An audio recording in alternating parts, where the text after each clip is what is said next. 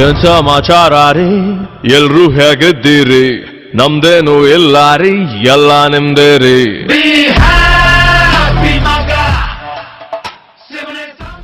ಈ ಥರ ಆರ್ಕಿಟೆಕ್ಚರ್ ಹುಡ್ಕೊಂಡು ಹೋಗಲಿಲ್ಲ. ಅವ್ರ ಸ್ನೇಹಿತರು ಸಿದ್ದಪ್ಪ ಸೌಕರ್ ಅಂತ ನಾನು ಓದಿರೋದ್ರಿಂದ ಹೇಳಕತ್ತೀನಿ, ಕನ್ಫರ್ಮ್ ಆಗಿ ಹೇಳಕತ್ತೀನಿ ನಾನು. ಅವ್ರ ಸ್ನೇಹಿತರಲ್ಲಿ ಆಗಿನ ಕಾಲದಾಗೇನೆ ಸಿಮೆಂಟನ್ನ ಯೂಸ್ ಮಾಡಿಕೊಂಡು ತಮಗಿರೋ ಕೌಶಲ್ಯನ ಉಪಯೋಗಿಸ್ಕೊಂಡು ಗಾಂಧೀಜಿ ಮೂರ್ತಿ ಮಾಡ್ತಾರೆ.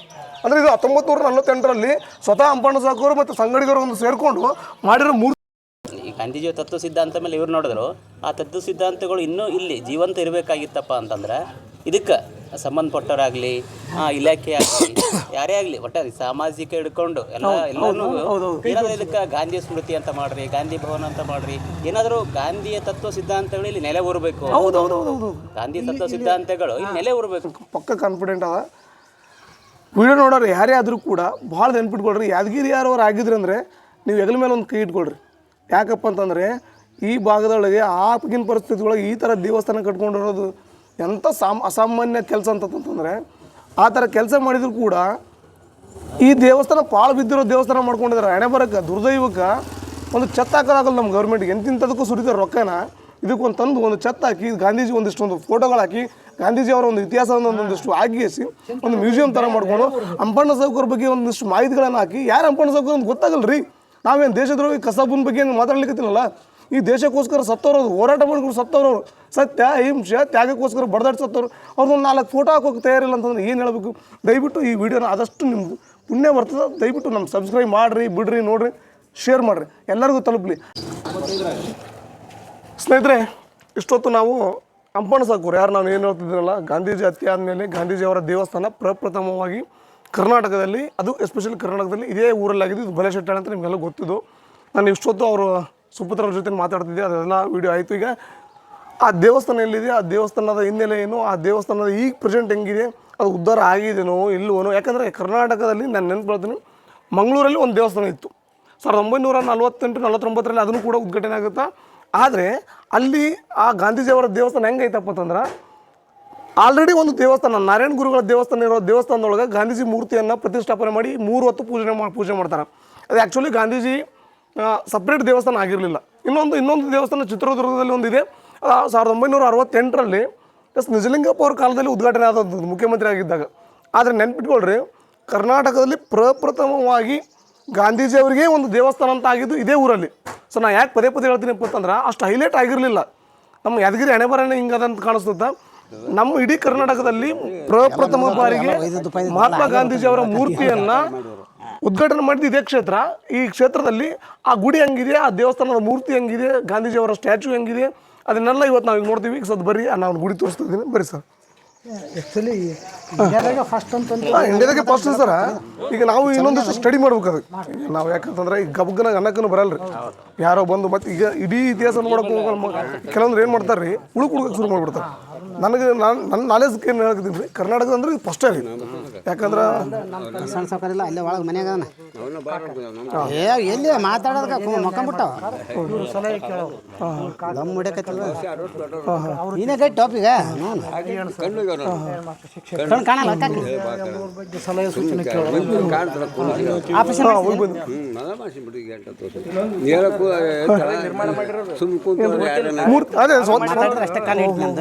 ಅದು ಮೂರ್ತಿನ ಐತಲ್ರಿ. ಈಗ ತಹಸೀಲ್ದಾರ್ ಆಗಿ ಬಂದು ನೋಡಪ್ಪ ನಮ್ಮ ಮಳೆ. ಬರ್ರಿ ಸರ್, ಹಳೇನು ರೆಡಿ ಮಾಡ್ಕೊಂಬಂದ್ರಿ? ಇಲ್ರಿ, ಒಳಗಿರೋ ಪ್ರತಿ ಒಳಗೆ ಬರ್ತಾರೆ. ಬರ್ತದ್ರಿ ಶಾಣ್ಯ ನಾವು. ಇದೆ ಅಲ್ಲ ಸರ್ ದೇವಸ್ಥಾನ? ಸರ್ ಅದನ್ನಲ್ರಿ, ಹಾಂ ರೀ. ತಹಸೀಲ್ದಾರ ಬರೆಯಕ್ಕೆ ಬರಲ್ಲ, ರೆಕಾರ್ಡ್ ಸಾಂಗ್ ಬರೀತೇನೆ ರೀ ತಹಸೀಲ್ ಆಫೀಸ್ನಾಗ. ಸರ್ ಎಜುಕೇಶನ್ ಆಗಿದೆ. ತಹಸೀಲ್ದಾರ್ ಯಾಕ್ರಿ ಈ ಇಡೀ ತಾಲೂಕ್ನಾಗ ಬರೆಯಂಗಿಲ್ಲ ರೀ ರಿಪೋರ್ಟ್. ಇವ ಬರ್ದದ್ದು ಒಂದೊಂದು ಫೇಲ್ ಆಗಲ್ಲ ರೀ.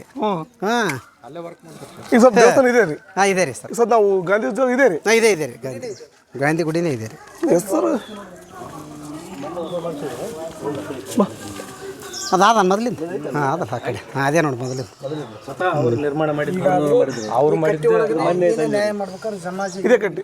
ಹಾಂ ರೀ ರೀ ಗಾಂಧಿ ಕಟ್ಟಿ ಕುಂತು ಒಂದು ನಿಮಿಷ ಜೂಮ್ ತುಂಬ ನೀವು ಒಳಗೆ ಸುಡಕತ್ತಲೋ ಇರಲಿ ನಿರ್ಮಾಣ ಮಾಡಿದ್ದು ಅಂತ ತೆಗಿರಿ. ನೀವು ಒಳಗೆ ಬಂದು ನೋಡಮ್ಮ. ಒಳಗೆ ಇದೆಯಲ್ಲ ಸರ್ ಅದು ಸರ್ ಸ್ವಲ್ಪ ನೋಡ್ಬಿಟ್ಟು ಕೊಡಿ ಸರ್. ಸ್ವಲ್ಪ ಸರ್ ನೋಡ್ಬಿಟ್ಟು ಕೊಡಿ. ಇದು ದೊಡ್ಡ ಅಂದ್ರೆ recent ಆಗಿ ನೀವು ಮೆರವಣಿಗೆ ಅದು ಇದೆಯಲ್ರಿ, ನಾನು ನ್ಯೂಸ್ ನೋಡ್ಬೇಕಾದ್ರೆ ಒಂದು ಮೆರವಣಿಗೆ ಮಾಡ್ಕೊಂಡ್ಬಂದು ಮೂರ್ತಿ ಇದೆ 2014ರಾಗ 11ರಾಗ ಮಾಡ್ಕೊಂಡ್ ಬಂದಿದ್ದೆ ಅದಲ್ರಿ ಇದು ಮೆರವಣಿಗೆ. ಇನ್ನೊಂದು ಸರ್ ಬ್ಲ್ಯಾಕ್ ಕಲರ್ದು ಒಂದಿತ್ತು, ಕರಿ ಕಲರ್ ಅದನ್ನ ಐತೆ ಸರ್, ಸ್ವಲ್ಪ ಹಿಡ್ಕೊರಿ ಅದು ಇಲ್ಲ, ಬ್ಲ್ಯಾಕ್ ಕಲರ್ ಇಲ್ಲಲ್ಲ ಅದು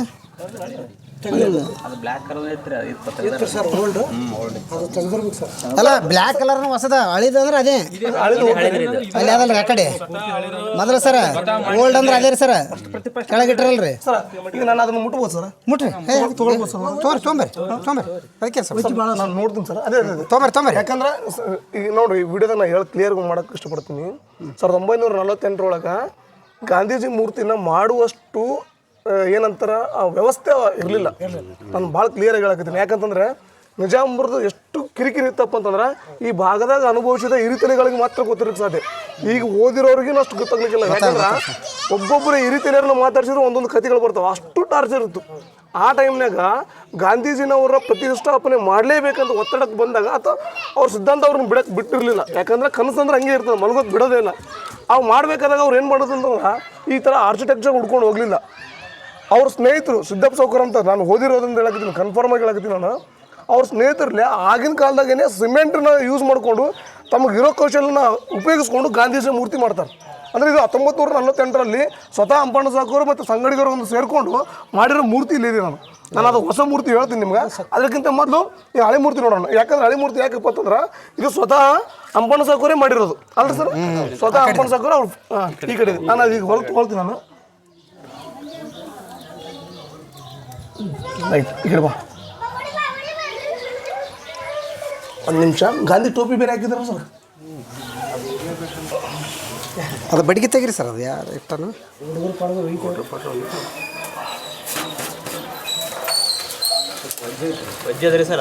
ಯಾರಲ್ಲ ಸರ್,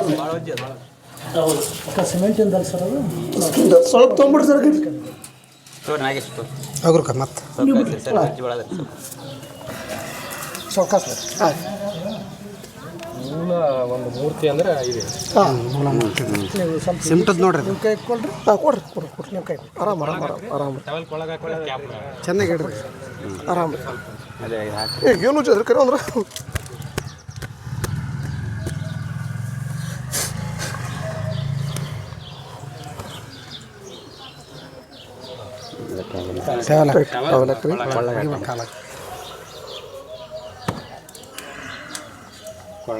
ಒಂದು ನಿಮಿಷ ಸರ್. ಬಿಡಂದ್ರಿ ನಾನು. ಹಾಂ, ಬಿಡ್ರಿ. ಹಾಂ, ರೈಟ್.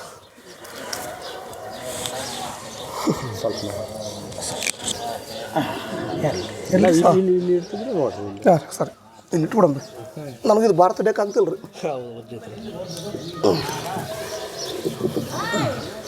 ಹಾಂ, ಸ್ನೇಹಿತರೆ, ಇದು ಕನಿಷ್ಠ ಒಂದು 20 kg ತಳಗಂದ್ರೆ ಇಲ್ಲ ಸರ್. ಹೆಚ್ಚಿಗೆ ಅದಲ್ರಿ. ಹಾಂ, ಎತ್ತಬೇಕಾದ್ರೆ ನನಗೆ ಭಾಳ ಕಷ್ಟ ಆಯಿತು ಅವಾಗ ಸರ್. ಮೂವಪ್ಪಾಗ ಓಡೋದು ಕೆರೆಗೆ ಹೋಗೋದು. ಹಾಂ, ಇದೇ ಮೂರ್ತಿ. ಈಗ ನಾವು ಅಂಪಣ್ಣ ಸಾಕೋರು, ಸ್ವತಃ ಅಂಪಣ್ಣ ಸಾಕೋರು ತಮ್ಮ ಸಂಗಡಿಗರೊಂದಿಗೆ ಅಹಿಂಸೆ ಮಾರ್ಗದಿಂದ ನಡೆಯುವ ಸಿದ್ಧಾಂತಕ್ಕೆ ಬದ್ಧವಾಗಿ ಗಾಂಧೀಜಿಯವರ ಮೂರ್ತಿಯನ್ನು ಪ್ರತಿಷ್ಠಾಪನೆ ಮಾಡ್ಬೇಕಂತಂದು ತಯಾರಾದಾಗ ಈ ಮೂರ್ತಿನೇ ಅವ್ರು ರೆಡಿ ಮಾಡಿದ್ರು. ಈ ಮೂರ್ತಿನ ಕರೆಕ್ಟಾಗಿ ಅಬ್ಸರ್ವ್ ಮಾಡಿ ನೋಡ್ರಿ, ಎಲ್ಲೂ ಕೂಡ ಗಾಂಧಿ ಮೂರ್ತಿನ ಬಿಟ್ಟೇ ಇಲ್ಲ. ಈಗಿನ ಕಾಲದ ಗಾಂಧಿ ಮೂರ್ತಿಗೂ ಈ ಮೂರ್ತಿಗೆ ಯಾವುದೇ ಡಿಫ್ರೆನ್ಸ್ ಇಲ್ಲ. ಆ ಥರ ನೀಟಾಗಿ ಕೆತ್ತಿದ್ದಾರೆ.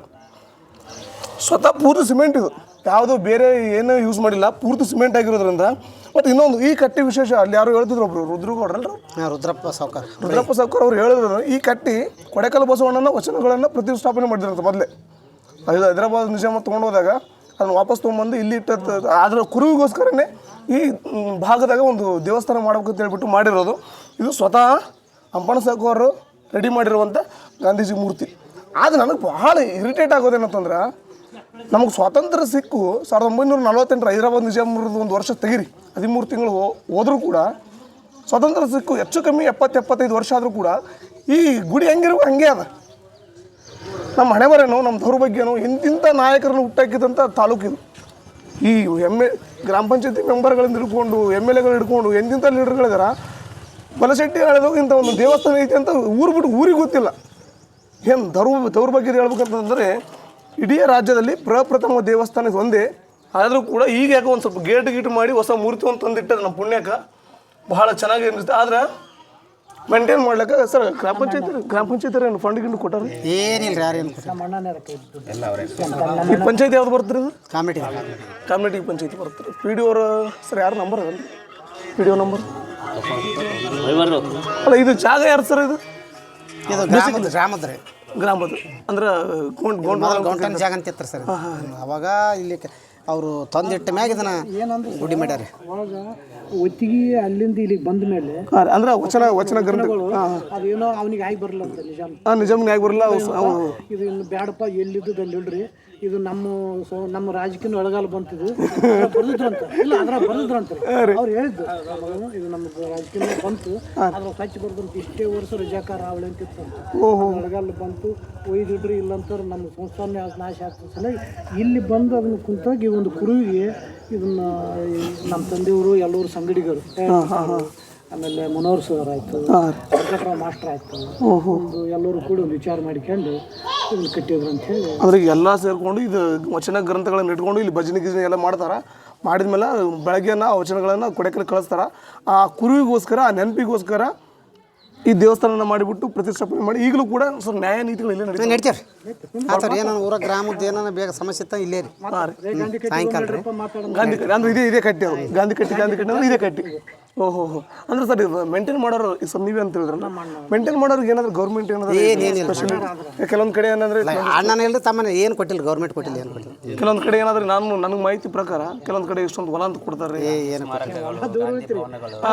ಇನ್ನೊಂದು ಸರ್ ಭವನಗಳಂತ ಏನಿಲ್ರಿ ಬಂತಿಲ್ರಿ ನಮ್ಮ ಅಣ್ಣನೇ ಆಳಚ್ಚು ಸ್ವಚ್ಛ ಎಲ್ಲ ಕಸ ಹೊಡಿಸೋದು ಇದೆಲ್ಲ ಪೇಂಟ್ ಅವನೇ ಮಾಡಿಸ್ತಾರೆ. ಆತ ಅದನ್ನ ಆಸೆನೂ ಮಾಡಲ್ಲ, ಅವ್ರಿಗೆ ಫೋನ್ ಹಚ್ಬೇಕು ಅದ್ರ ಆಸೆನೇ ಹತ್ತಿಲ್ಲ ಅದನ್ನ. ಈಗೆಲ್ಲ ಈಗಿನ ಜನ್ರೇಷನ್ ಹೆಂಗದಂತಂದ್ರೆ ಸರ ಈ ಎಮ್ಮೆ ಚರ್ಮ ನನ್ನ ಮಕ್ಳು ಅದಾರ ಈಗೆಲ್ಲ ಎಷ್ಟು ಹೇಳಿದ್ರು ಕೇಳಲ್ಲ. ಭಾಳ ನೋವಾಗುತ್ತೆ, ನಿಜವಾಗ್ಲೂ ಭಾಳ ನೋವಾಗುತ್ತೆ. ಯಾಕಂತಂದ್ರೆ ಅಸಾಧ್ಯ. ಇಲ್ಲ ನಮ್ದು ಒಳ್ಳೆತನ ಬಿಡ್ರಿ ಸರ್. ನಾವು ಫೋನ್ ನಂಬರ್ ದೂರ ಉಳಿತೀರಿ, ಅವ್ರು ಎದುರು ಭೇಟಿ ಆದ್ರೂ ನಾವು ಮಾಡಿವಿ ಅಂತ ನಂಗೆ ಪಟ ತನ್ನ ಕೆಲಸ ತಾ ಮಾಡಿ ಹೋಗ್ಬಿಡುತ್ತೆ. ಯಾಕ್ರಿ ಮಾಸ್ಟರ್ ಸರ್ ಹಿಂಗೆ ನಮ್ಮ ಅಣ್ಣದನಂತ ನಾನೇ ನೋಡಿ. ಈಗಾದರೂ ಇದ್ರದ್ದು ನಿರ್ವಹಣೆ ಅವ್ರ ಜವಾಬ್ದಾರಿ. ಅಕ್ಟೋಬರ್ 2 ಬಂತಂದ್ರೆ ಏನೇ ಬಂದ ಅಕ್ಟೋಬರ್ 2 ಬಂದಾಗ ಆದ್ರೆ ಅವಾಗಾರ ಬರ್ತಾರೆ ಅವ್ರಿ ಸುಮ್ಮ ಈಗ ಹೆಂಗ್ರಿ ಬರ್ತಾರೆ.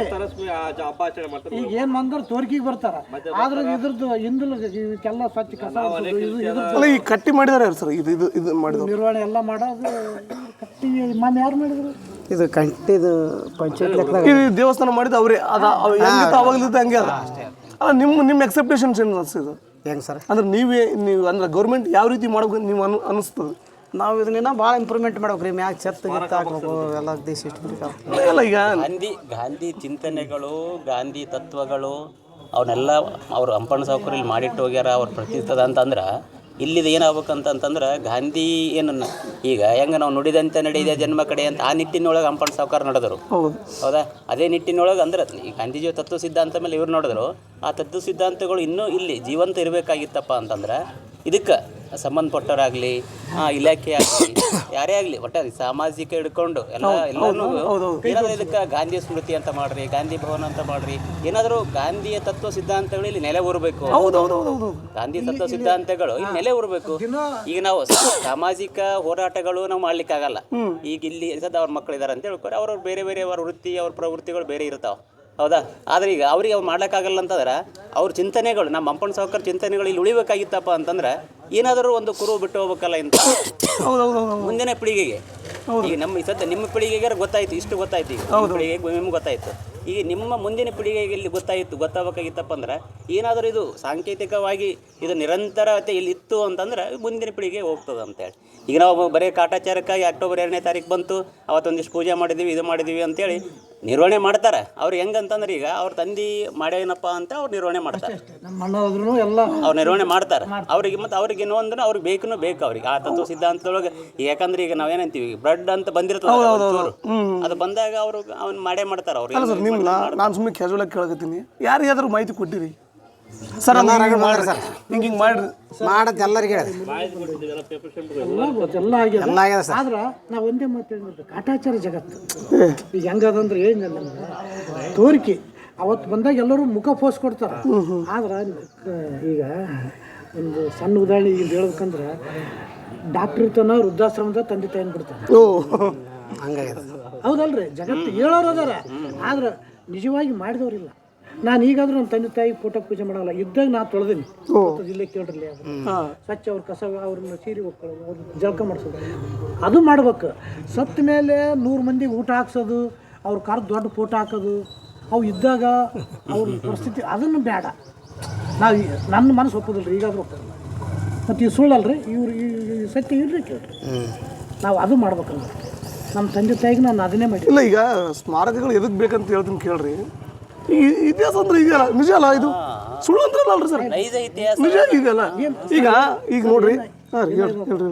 ತೋರಿಕೆ ಜೀವನ ನಡೆದದ. ಹೌದು ಹೌದಲ್ಲ, ಎಲ್ಲರೂ ಒಂದು ಫಂಕ್ಷನ್ ಬಂದು ನನ್ನ ಮುಖ ಕಾಣಲಿ, ನನ್ನ ಮುಖ ಕಾಣಲಿ.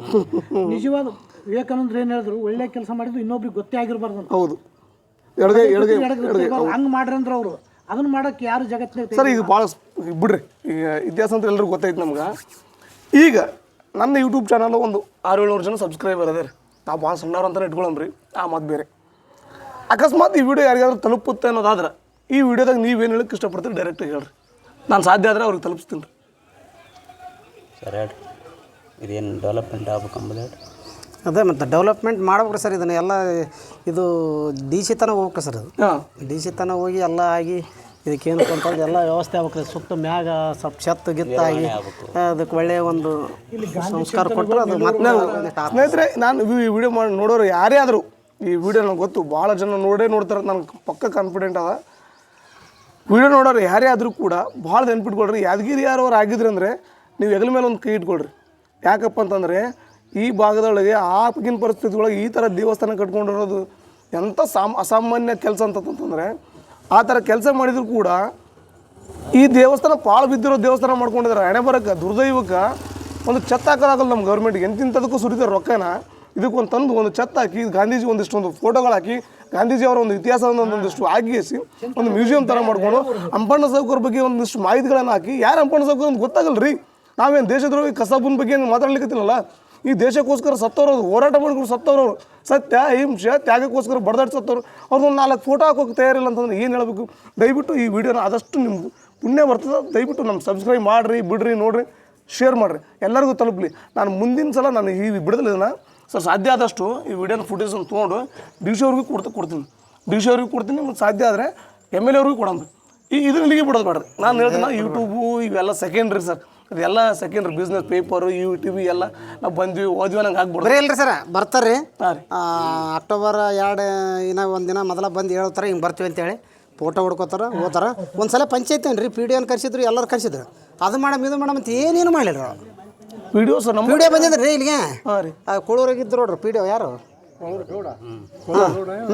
PDO ಹೇಳಿದ್ವಿ ನಾವು, ಕೈ ಮುಗಿದ ಕೇಸ್ ಕೇಳ್ತೀವಿ ರೀ, ಇದ್ರ ಇಂಪ್ರೂವ್ಮೆಂಟ್ ಈ ಮಾತು ಕೊಡ್ತೀನಿ, ಈ ಸಾರಿ ಮಾಡೇ ಮಾಡ್ತೀನಿ ಅಂದ. ಏನೇನು ಮಾಡಲಿಲ್ಲ. ಸ್ವಚ್ಛ ಸರ್ ಇದೊಂದು ಬಂದಾರ ಸರ್ 19 ಅವರು ಯಾರು ವರ್ಷ ಬರ್ತಾರೆ ಸರ್.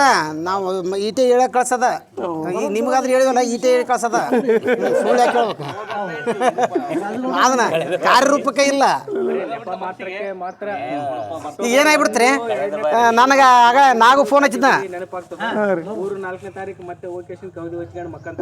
ಸರ್, ನನಗೆ ನಾಗು ಫೋನ್ ಹಚ್ಚಿದ್ದ.